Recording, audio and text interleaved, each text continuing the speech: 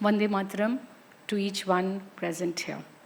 I warmly welcome our most revered chief guest, Dr. Sampadanand Mishraji, our guest of honor, Professor Vinod Solankiji, and our dear mentor, Anjali ma'am. All that you see here in this school, whether it is Sanskrit or the shloks or the spiritual wisdom, we owe that to all these three dignitaries sitting on the stage. And speaking sandwiched between two speakers, Anjali ma'am and Dr. Sampadanandji, profound resources of wisdom, it's not easy.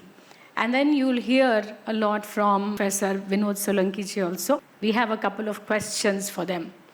Children, our reason for bringing them here and bringing them to you is to raise you beyond your limits.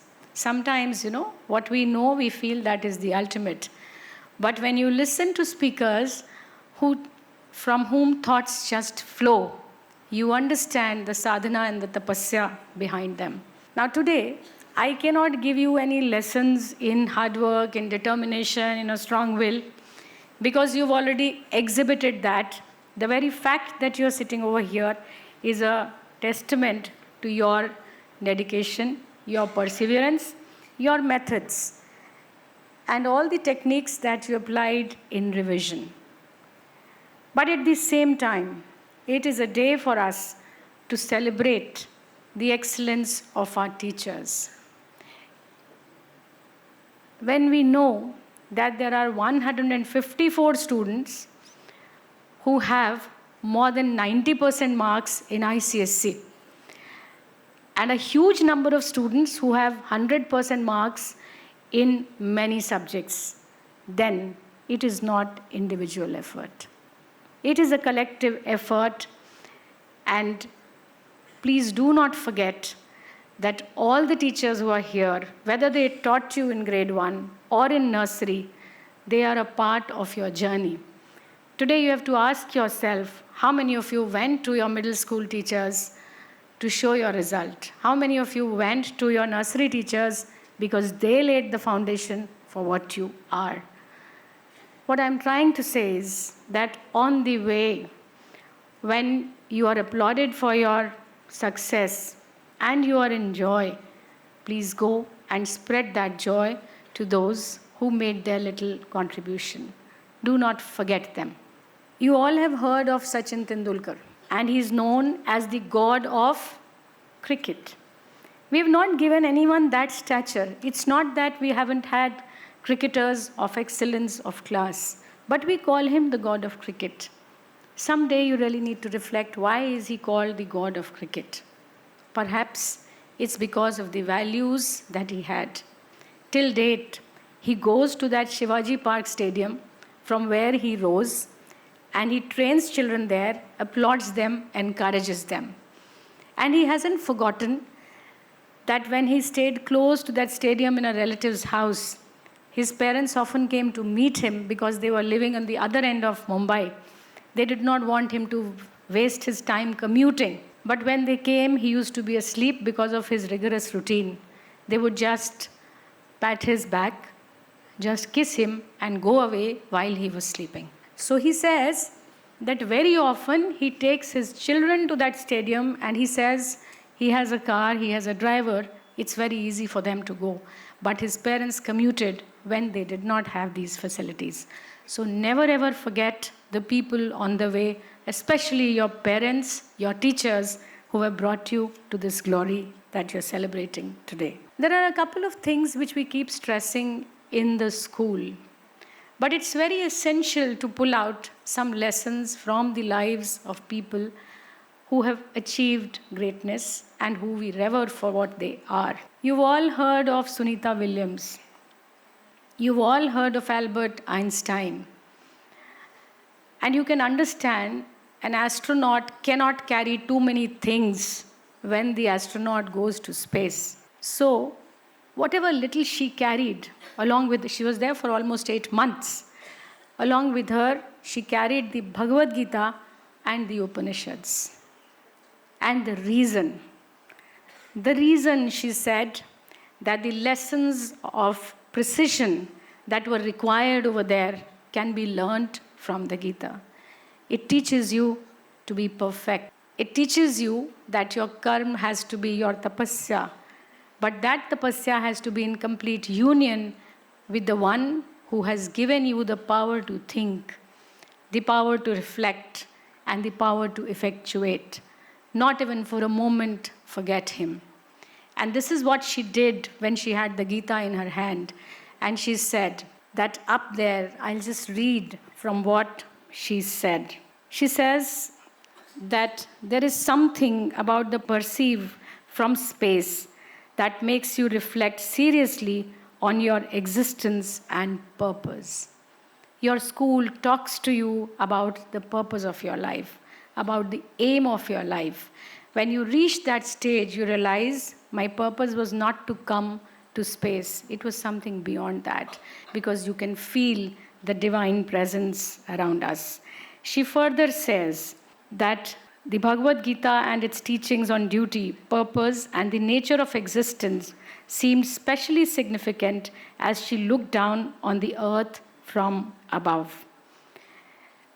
Gita's philosophical insights about our place in the cosmos felt particularly relevant when observing Earth on a small blue marble against the infinite blackness of space. And Albert Einstein, you know his theory of relativity. What a brain. When he arrived at the whole conclusion, he said that it became inconsequential. He felt that association with the divine made him understand that this was simply a small offering, nothing more than that. So there are innumerable examples. Now we many times dissociate religion and science. We dissociate spirituality and science. That's why I'm quoting examples of scientists. The best of scientists, they believe in the power within because they know how many pitfalls can be there on the way. And who gives the power to continuously persist is only that power which resides in you. And the third thing I wish to speak about today is that have your aim very clear. I know you will think about which college to go and you will make an effort in that direction. Very good. As Anjali ma'am said, it is essential to earn. There is no harm. It is essential to have money. It is essential to maintain that standard. You're living in a society. Very essential. But along with that, something else is needed. And that something else is to not forget that you are an Indian first and foremost. You are a Bharatiya. And no work can be at the cost of the country. The recent Operation Sindoor, there are so many examples that you have from there of people who rose above their routines, who rose above their business to think of the country. And what you do when you think of the country is something that you can understand. Again, I'll bring one thing from the school here. We always say, do something that raises collective consciousness. I'll again give you some very, very recent examples. The Vice Chancellor of Jawaharlal Nehru University, she cancelled the MOU that they had with Turkey for student exchange programs for excellence of her students. And she said, there is no reason why we should have this collaboration with Turkey. They have a lot of alumni from the army. And she said it was more precious for her to revere the efforts of the army rather than thinking of the excellence of students who were there sitting in the classrooms, nothing at the cost of the country. There are other people too. She was an educationist, but many of the parents sitting here in front of me are businessmen, and many of you would want to be entrepreneurs. But when you wish to be an entrepreneur, what kind of an entrepreneur you wish to be has to be thought out very well. So Cox and Kings, you know that it's a travel company. On 9th May, it cancelled all the bookings that were there with Turkey. It just removed them, incurred loss. That was done on 9th May. And on 10th May, ABCO followed suit. They cancelled all the MOUs, all the tickets, everything, and stopped further bookings with these countries. Now the reason, and you just see one action by Cox and Kings, how it raised the other travel agencies to rise above their business and to think of the country and to not worry about the loss. So, my point here is, when you do something, don't be self-centered. Think beyond yourself, because we are contributors to a collective consciousness. Every little act of yours should raise the consciousness of people around you. That is extremely essential if you really want to go the right way, and if you want the divine to be with you all the time, every time. If you have to do all these, okay, become patriotic, along with that, achieve this, achieve that, how do you do that? In class 11, you know that we throw you into a lot of opportunities, lot of initiatives. Marks are very essential. Strike a balance between the activities in school, between the opportunities in school, and your time for academics. Grab those opportunities. Again, there is a reason to grab those opportunities. The clubs that we have, many of you take a back seat because you feel that it is time to study. Yes, it is time to study, but life is not compartmentalized. It is lived in the present moment. The initiatives that you are thrown into, they are there so that you learn the power of a team. Today, when we are sitting here, it is because of a huge team that all of you are here. And if you do not take an initiative to get into a team, you will never have that experience. And if you do not have that experience, and it is all in theory, you will falter many a times. So when you have an opportunity, why falter later in life? You know G. Madhavan Nair, okay? The spearhead of Chandrayaan 1 and 2 missions. What happened in Chandrayaan 1? He shouldered the responsibility, but the Prime Minister was there beside him. If he had not been with him, perhaps Chandrayaan 2 would not have happened. So you have to understand that every initiative that is there in the school is your tapasya, is your way to find where lies your potential and to take everybody along with you, because you know what this country speaks about. We have to take the universe back to that stage of Vasudhaiv Kutumbakam. It is very, very essential. Children doing all these things, becoming patriotic, thinking of people, becoming a leader, getting into collaborations, not forgetting your roots. Why should you do it? Well, today when you are sitting here, you are in absolute joy because you have progressed. But all these examples tell you in which direction you should progress. And the first wall of the school, every day, tell yourself, what does the first wall of the school tell me? Man is a transitional being. He is not final. So what is my aim? I have to align my aim with this. If I am not final, I have so many opportunities to become much, much better than what I am. And then the silence that we do, make it a part of your routine at home, not only in school.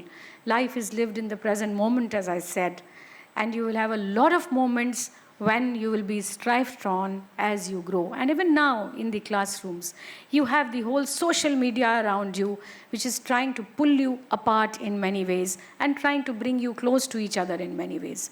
You have to decide in silence, what do you want for yourself? There are two things. One is that you reflect in silence, give yourself time, and then respond. And the other is you read something and you just react. The choice is yours. But remember, responses raise your consciousness, contribute to the collective consciousness, and bring the joy around you. But reactions never, ever do that. And then the last bit, which the school emphasizes, and the reason for beginning today's program, we began with the shlok, Yat Karoshi Yadashnasi, because everything has to be offered to the divine. If you read the Bhagavad Gita, that's how it begins. That Arjun thought he was the doer, but Lord Krishna made him realize, you are not the doer. Just think, reflect on what Sunita Williams said. Reflect on what Albert Einstein said, that we understand our minuscule position in this cosmos. And if there is a divine will which has to be effectuated through us, we have to connect with it. Because after all, who's the most perfect? Who's the most joyful? It is He. And you would want a friend who is most perfect if you wish to draw lessons from that friend. And that inner Google, that inner friend has to be invited every moment in everything that you do. I cannot leave this podium till I have thanked Anjali ma'am for blessing us with this space to work where, after blessing it us and showing a little way, she does not interfere. And to all my HODs, to the 2 vice principals who are here, to all the academic coordinators, to the headmaster, and to all the teachers who are led by so many people in the hierarchy. There are huge demands on your time, but the way you strive for excellence, sometimes I feel I would like to give up. But you are the ones who never give up, never ever. And you make your children strive for that 1 mark. So hats off to each one of you. Thank you so much for always being there, each moment. Good wishes to all the children, to all the parents. Revere each one of them, my dear, dear children. Thank you.